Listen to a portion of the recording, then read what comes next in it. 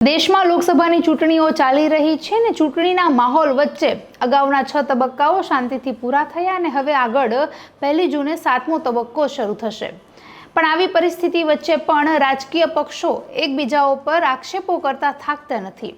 પશ્ચિમ બંગાળમાં તો મમતા બેનર્જીએ એવું કહી દીધું કે વડાપ્રધાન નરેન્દ્ર મોદી હવે પૂર્વ વડાપ્રધાન બની જશે। નમસ્કાર, ટકાટક મીડિયામાં આપની સાથે હું છું જાનવી।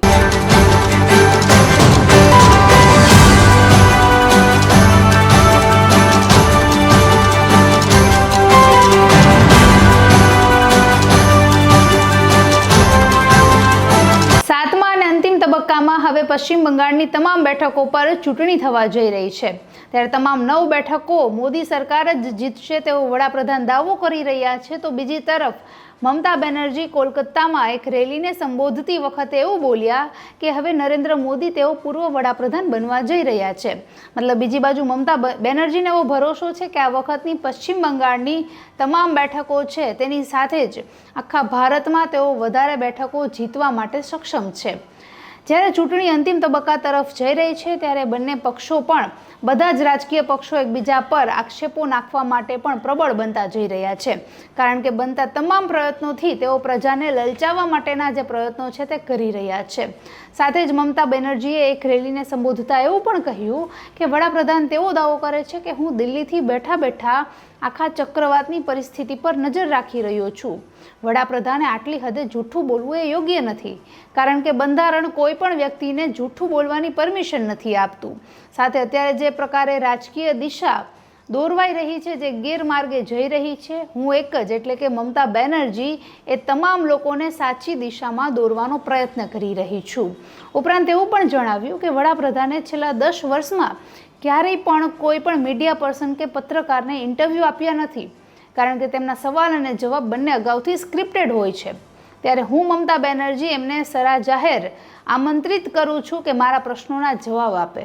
એ ઈચ્છે તો હું ગુજરાત આવવા માટે પણ તૈયાર છું, પણ મારે પણ જોવું છે કે વડાપ્રધાન દેશને અને લોકોને કેટલા ઓળખે છે। તો આ વખત પણ ભારતીય જનતા પાર્ટી માટે પાછલી 2014 અને 2019ની ચૂંટણીઓ કરતાં થોડો વધારે મુશ્કેલ સમય હોય તેવું લાગી રહ્યું છે, કારણ કે જે એકતા 2014માં જોવા મળી, જે એકતા 2019માં જોવા મળી, તેની સાપેક્ષે આ વખતે જે ભારતીય જનતા પાર્ટીનું જે પ્રદર્શન હતું તે ખૂબ જ નબળું રહ્યું છે।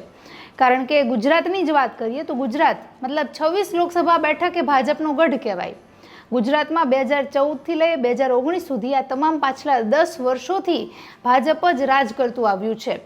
પણ આ વખતે માત્ર સુરતની બેઠકને બાદ કરતાં બાકીની જે 25 બેઠકો વધી છે તેમાં મોટા ભાગની બેઠકો એવી રહી કે જ્યાં ભાજપ વિરોધી પ્રદર્શનો થયા, જ્યાં ભાજપને મત ન આપો તેવી નારેબાજી થઈ અને આ નારાઓ લગાવનારા ભાજપના પોતાના અંદરના જ વ્યક્તિઓ હતા।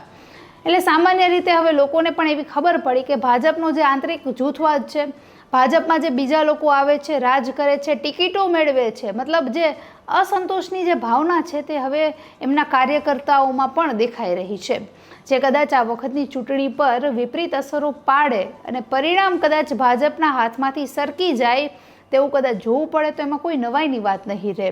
આ પ્રકારે જે પણ કાર્યરીતિઓ ભાજપે ઘડી છે, જે પ્રકારે વિરોધનો વંટોળ જે ઉઠ્યો છે, એમને જેમ તેમ રીતે શાંત તો કરી દીધો, પણ એ વિરોધનું શું કે જે મતદાન પર અસર કરી શક્યા હોય, કે જે કરી ચૂક્યા હોય, તેમનું પરિણામ તો આખરે એ જ આવવાનું છે। એટલે હવે પરિણામની રાહ રહેશે। માત્ર ગુજરાત નહીં પણ ઓવરઓલ જે બાકીની બેઠકો છે, બીજા રાજ્યોની બેઠકો છે, જ્યાં ભાજપનો પક્ષ ભારી છે, એ બેઠકો પર પણ આ વખતે શું વિપરીત અસર થશે તે જોવું એ ખૂબ જ મહત્વનું રહેશે। નમસ્કાર।